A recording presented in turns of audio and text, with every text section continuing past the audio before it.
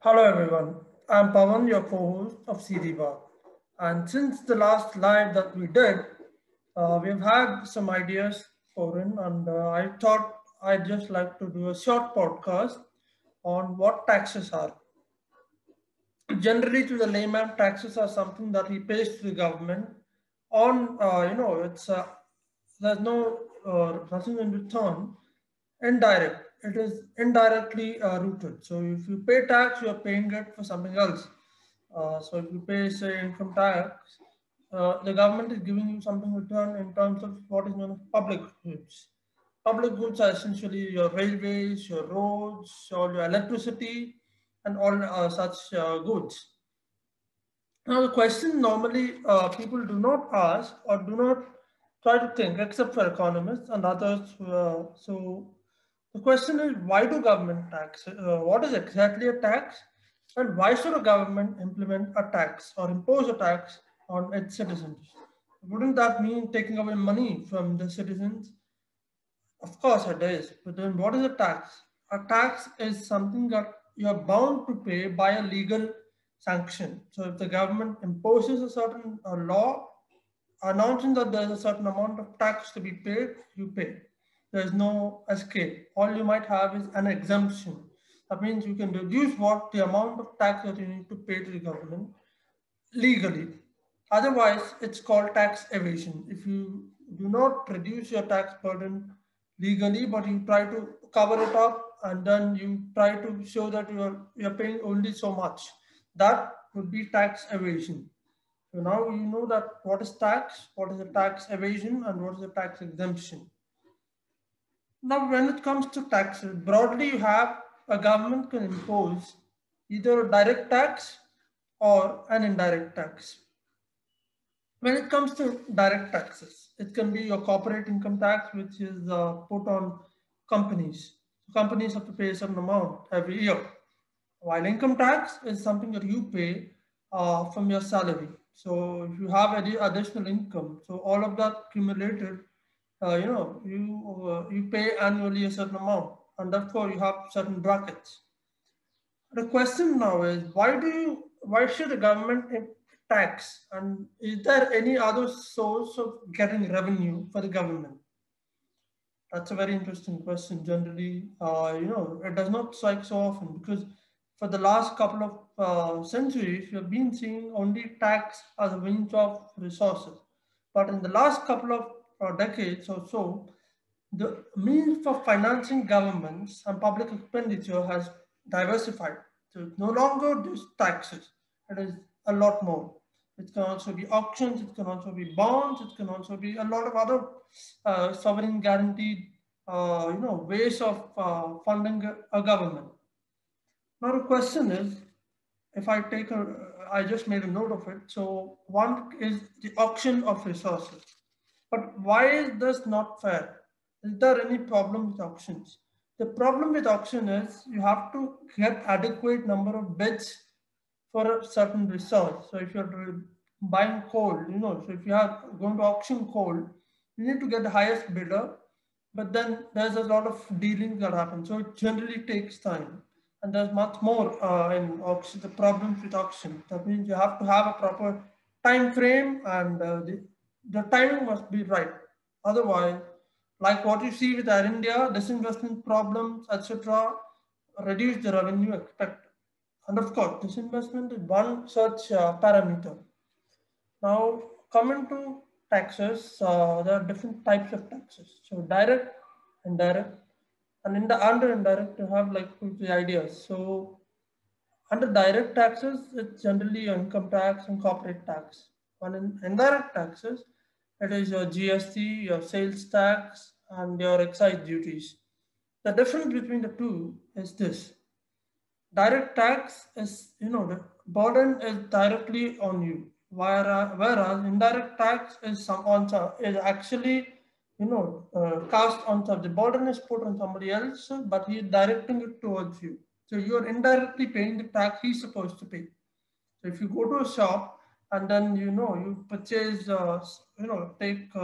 you purchase something, and on that there's a certain amount of GST. That means you're not He's not paying the tax for you, but then you're paying the tax on his behalf. So it's an indirect impact.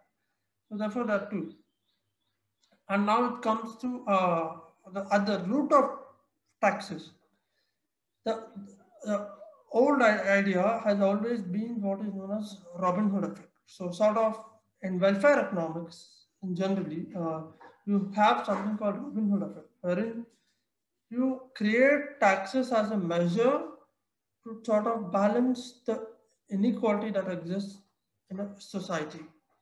So if you have too many rich people and too many too that only as or if there's, let's not say too many rich people, but there are a significant amount of rich people who control everything. So when there's a divide between the rich and the poor, taxes are an instrument to sort of improve the welfare by transferring resources from the rich to the poor. That means that it sort of equalizes, whatever is unequal in the society, income patterns or the level of distribution, taxes sort of tend to equalize it. But then the question comes now, and you have indirect taxes, and in modern days you have so many taxes. So you have something like value-added tax, which is added in the production level, which firms pay. That means if you're running a business, then you have to pay a certain amount. When it comes to sin taxes, so whatever Bill Gates once argued that because of the increasing robot technology and all, and that is causing reduction in amount of labor required.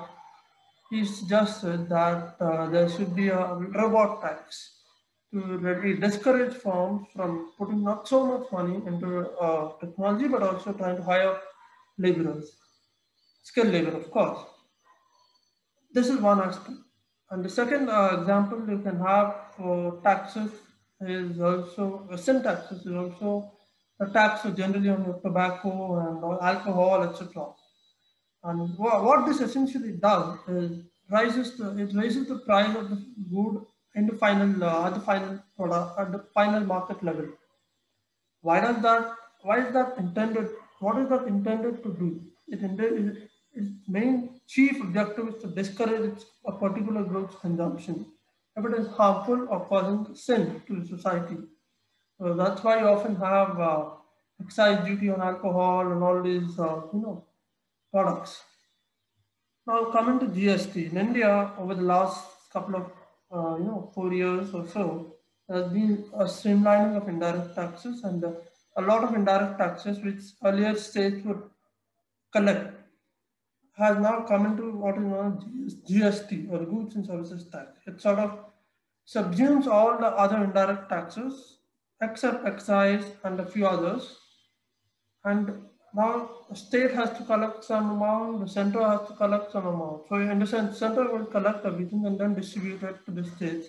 And that is why you have a lot of problems with respect to compensation of GST. That means states are not getting the exact amount that is needed for them or otherwise. And I'll just put out one statistic. Over the last 25 years, ever since 25, 30 years, I would say, because 2021. Over the last 30 years, the statistics show, published by the RBI, shows that the government of India, and this increases excluding the states. So the state revenues put aside, it's only the central government revenue. If you take the direct and indirect taxes, in 1992, the share of direct taxes in the total revenue was around 15,200 crores, whereas in 2019, it shot up to what is a very big figure, that is almost 11.5 lakh crores.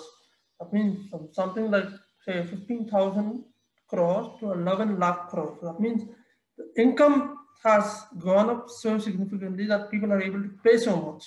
And this is one thing. The second thing is the indirect taxes. It has been around 52,000 crores in 1992, and it's almost roughly the same as direct taxes in 2019. That is around 11 lakh crores. So the total revenue that the government is expected to get is around 22.7 lakh crores if you take the sum. But the point I want to drive now is this.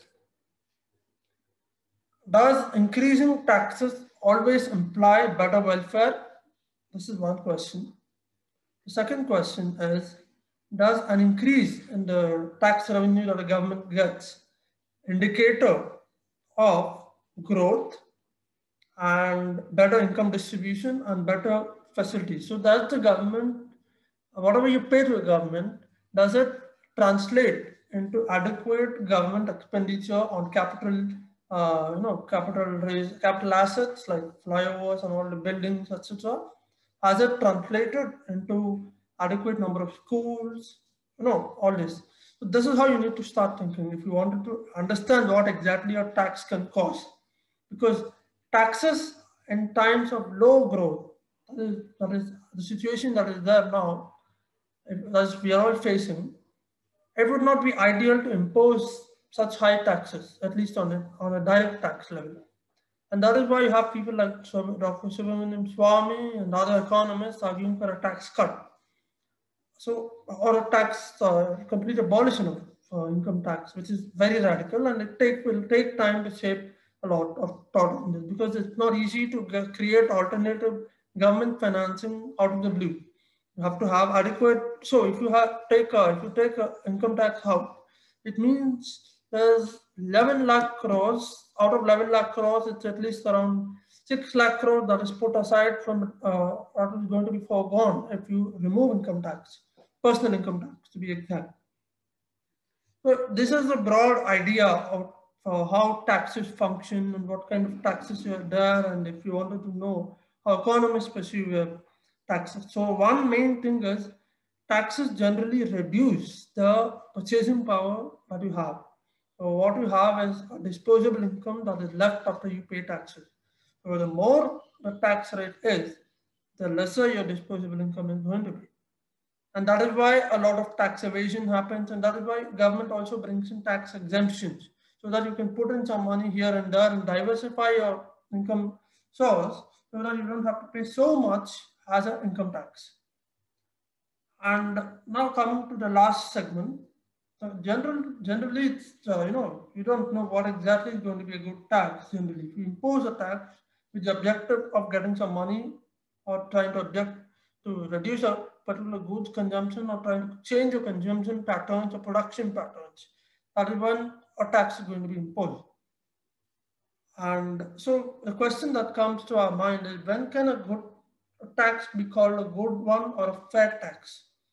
So Adam Smith, who was an economist and a philosopher and he was into various fields. Primarily, he's an economic thinker who revolutionized the concept of modern economics as we know.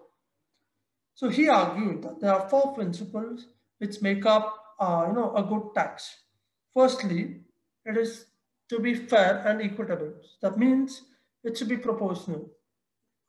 So you are going to pay a tax proportional to your income and nothing more. So this is called progressive tax. So as your income increases, you pay more. So the progress goes up.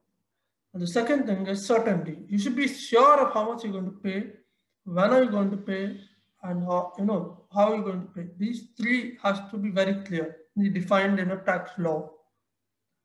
And the third one is, it should be simple. It should be convenient for taxpayers. It shouldn't be complex to understand. And like you have in India, you have a lot of, over-reliance, I would say, on chartered accountants and lawyers, etc., to understand what exactly is going to be the effect of changes in the tax policy, in the budget, or otherwise.